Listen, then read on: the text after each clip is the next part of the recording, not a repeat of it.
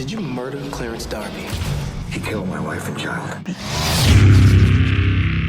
An execution by lethal injection is about to take place in an American prison. The prisoner is firmly tied to the injection table, with syringes inserted into both arms. The executioner asks the prisoner one last time if he has anything to say. Trembling, the prisoner admits he made a mistake, and no one pays attention to the prisoner's words. The injection table slowly tilts back as 3 drugs are injected into his body. Facing death, the prisoner sheds tears, but as the last vial of medication enters his body, instead of dying peacefully, he starts convulsing violently, terrifying the onlookers. How could this happen? These drugs were supposed to cause a painless death. After a struggle, the prisoner dies abruptly. Investigations reveal that someone had switched the drugs, leaving behind a message on the replaced packaging. You can't defy fate. It seems someone deeply resented this prisoner, but who could it be? The story starts 10 years ago. This death row inmate had committed a heinous crime with an accomplice. They broke into a happy family's home, where his partner brutally beat the man's wife in front of him and killed her. The partner taunted, "You can't defy fate." The monster didn't even spare the man's young daughter.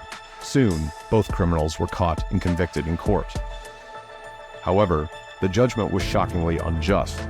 The man who didn't kill was sentenced to death with a 10-year suspension, while the fat murderer received only a 3-year sentence because of his connections. After the trial, the fat man shook hands with prosecutor Nick in celebration, all witnessed by the devastated father, who then disappeared for 10 years.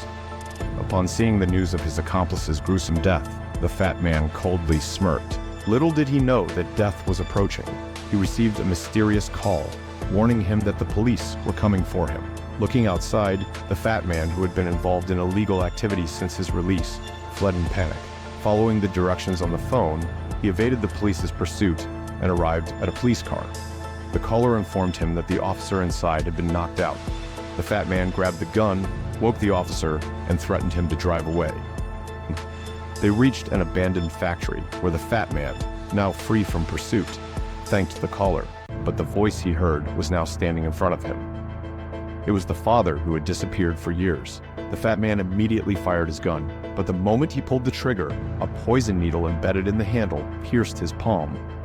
The man explained that it was a pufferfish toxin, paralyzing him without dulling his senses, ensuring every pain would be felt vividly.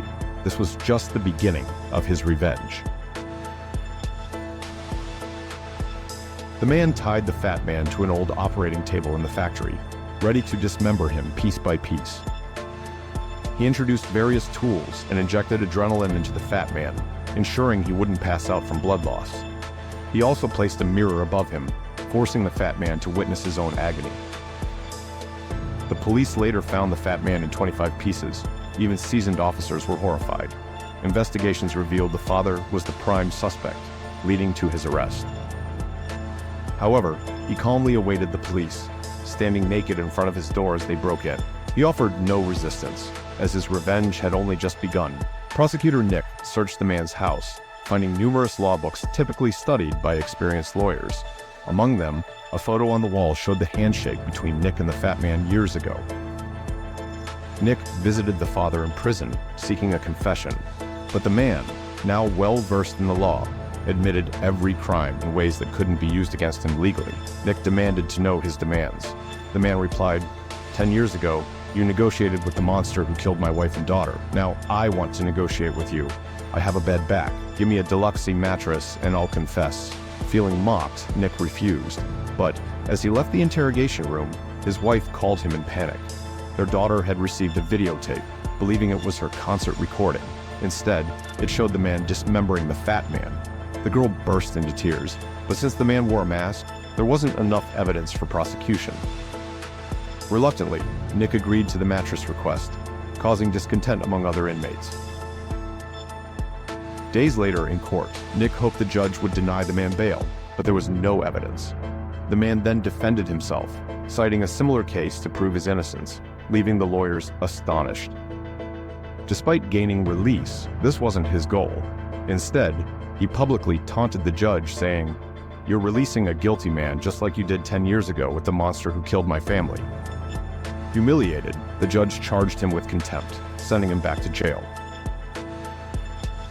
In the interrogation room, the man again confessed. Just as Nick thought it was over, the man proposed another deal. He wanted a steak meal by 1 p.m. with the life of the lawyer who defended the fat man as collateral. Investigations revealed the lawyer had been missing for 3 days.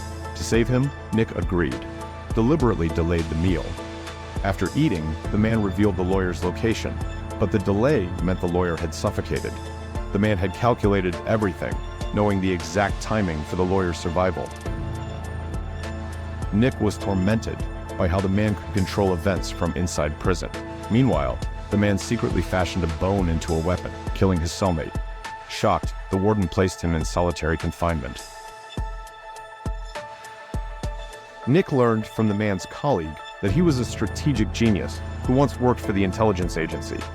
The colleague suggested killing him was the only way to stop him. Nick refused, believing he had accomplices. He sought the judge's help to restrict the man further. But just as she answered a call, the phone exploded, killing her instantly. Nick confronted the man again, asking when the revenge would end. Furious, the man responded, "You still don't understand. This is about more than just revenge." He demanded another deal. Release him by 6 a.m. or he would kill everyone. Nick refused and focused on investigating the man's history, eventually finding a property adjacent to the prison. Inside, he discovered weapons, equipment, and a hidden tunnel leading directly to the man's solitary cell. The tunnel allowed the man to move freely. Returning to the cell, Nick found it empty. The man, disguised as a janitor, had left to plant a bomb in the city hall. Fortunately, Nick discovered it in time. The bomb expert revealed it could blow up the entire building and could be detonated with a phone call. Nick had an idea and awaited the man's return. Back in his cell, the man cheerfully noted that Nick had uncovered his secret. Nick urged him to stop, but the man remained steadfast, proposing one last deal. Nick declined, refusing further negotiations.